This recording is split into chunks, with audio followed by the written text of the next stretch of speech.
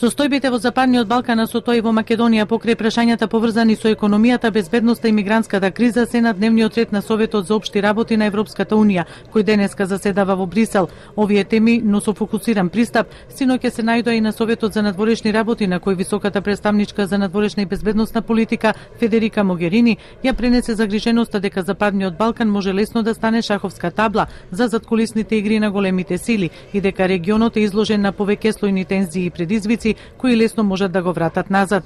Во контекст на македонските состојби, Могерини рекла дека е загрижена и ги повика политичарите да не се играат со оган на меѓуетничката конфронтација.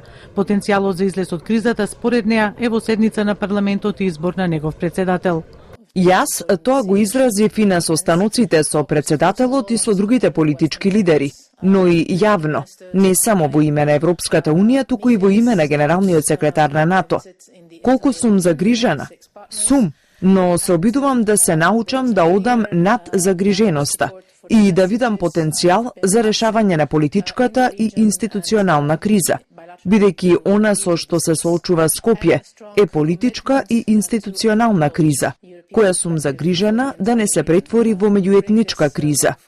Загрижено за состојбите на Балканот, ако Унијата не покаже поголема вклученост и интерес за евроинтегративните процеси, изнесе и шефот на словачката дипломатија Мирослав Лајчак. Конкретно за Македонија, Лајчак со став дека е многу нестандардно и несрекно што има такво вмешување од странство во внатрешните процеси, зашто формирањето влада е процес кој треба да биде во рацете на домашните политичари, рекол Лајчак. Министрите ги кажуваат само своите ставови. Јас кажав дека тоа е многу нестандардно и нестрекно за земја да има такво вмешување од странство во внатрешните процеси, бидејќи формирањето на влада навистина е процес кој треба да биде во рацете на домашните политичари. Па така, тоа е фактор што дополнително ја искомплицира работата. Лајчак нагласил дека според сите факти Европската унија се повлекла од Западниот Балкан, а епилогот од тоа биле 2 држави пред распад и 3 во длабока политичка криза.